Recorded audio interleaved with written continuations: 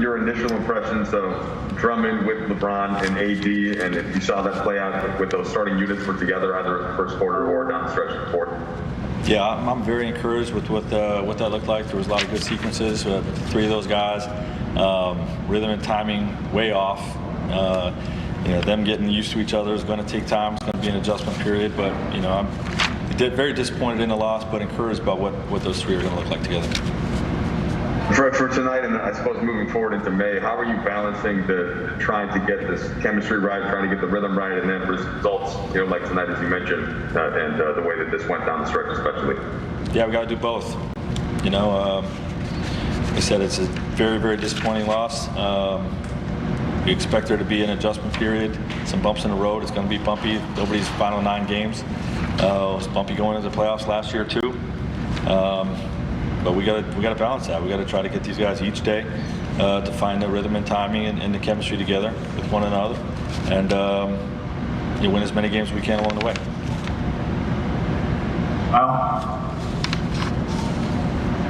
Right. You had a bunch of guys play tonight, and I know there was a situation with Trez where Mark came in for him in the first quarter. Is there a point though in these next 8 or 9 games where you are going to look at paring down your rotation to what it might look like in the playoffs, or are you trying to keep that open for flexibility reasons? Yeah, we're going to look at as many things as we can down the stretch as we can. We don't have enough time to look at everything. We don't have enough time for those guys to really find the chemistry necessary for the playoffs, but we're going to make the best of it. Everybody's in their own unique situation, and I believe that over these final 9 games and into the playoffs, we're going to find the right rhythm and timing and chemistry and have success in the playoffs. But it's going to be a little bit bumpy along the way. Right, you told us LeBron was flying around 1-on-0. What do you think he looked like 5-on-5? We saw him have a blow by at the end of the first quarter. Hit a 3, had a fadeaway.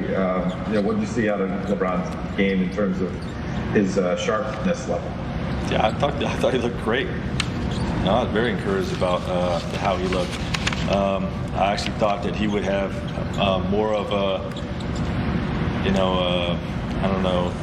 growth curve in terms of getting his legs back under him. His conditioning, I thought, looked really good. Missed some shots, had a couple turnovers, but he's not just coming back off after being out for 2 months. He's playing with new teammates. You know what I mean? So, but I thought overall he looked very good. Big Game James, little Access 360. We got to break down LeBron's return, I would assume, right? Oh, yeah. It's nice to have him back. He does a lot of great things for himself and for others. We're going to take a look at the 360 at LeBron James starting out in the post. Now, what he does is he surveys the defense. He's looking at everything on the weak side. Now he sees this space right here. Looks like the defense wants him to go baseline. He jab steps to the baseline and comes with the sweeping little mini hook into that open space. LeBron with 4.4 seconds left in the game. ISO at the top. This is what he loves to do. Downhill, you cannot reach in on LeBron. You have to get in front of him. If not, he's going all the way to the cup. Nice finish. This is what LeBron brings to the table. Hello and welcome to Access Sportsnet. Lakers driven by your Southern California Honda dealers. Chris McGee, James Worthy, Mike Bresnahan. We will have Mike Trudell handling the post-game duties. LeBron returns.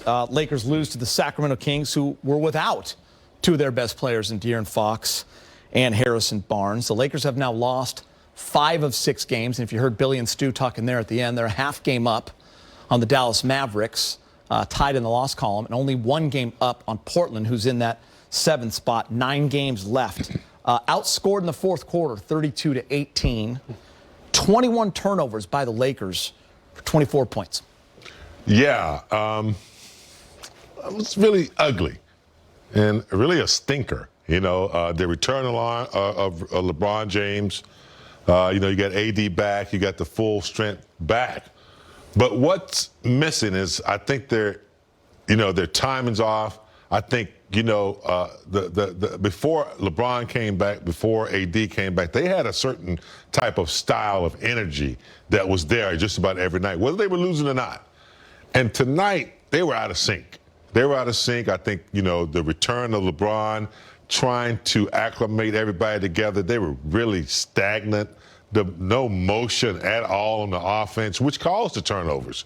And then they, you know, Sacramento capitalized on those turnovers. There wasn't any snap in the Lakers defense at all tonight. It just seemed like LeBron was back. They just maybe thought it was an automatic win. Sacramento's a pitiful team. They're not that good. I mean, you said they just lost by, I don't know, 35, Yeah, they're the 40. worst home loss. 49. Yeah, so I don't think it's, you know, they played hard. The Lakers just... They always play hard. They're without two of their best players. The Lakers were just not in sync tonight, like waiting for something to happen that never happened. Yeah. And the turnovers just destroyed them, and they just, you know, didn't protect the paint in the first quarter. And then 18 points in the fourth quarter, that's just a lack of concentration, a lack of not having the continuity that they know they can possess. You and Rob say all the time, Bish, or who's ever sitting there, you know, you can't take an opponent lightly in the NBA. Even though they're without two of their best players, you know, they're always going to play hard, especially when they're playing the Lakers. And here's the deal, Brez, I have a stat for you. There's 1:08 left in that first quarter, and the Lakers were down by 15. At the end of the third quarter, the Lakers had outscored them by 25. Whew. They had flipped the game and dominated them. If you look in that span, they forgot they had to play the fourth quarter. Right? Yeah. They're up 10 going into that fourth. Yeah, they've been slipping defensively for a while. You look at that game against Washington, they allowed 61 points in the first half. That's no good. The game before that against Dallas, they give up 62 in the second half. That's not going to win a lot of games. Tonight, you give up 30 in the first half and 32 in the first quarter, 32 in the fourth quarter. The defense is struggling. There's some issues there right now. I don't know if they're trying to figure out what to do with Drummond and AD. Then you add LeBron to the mix.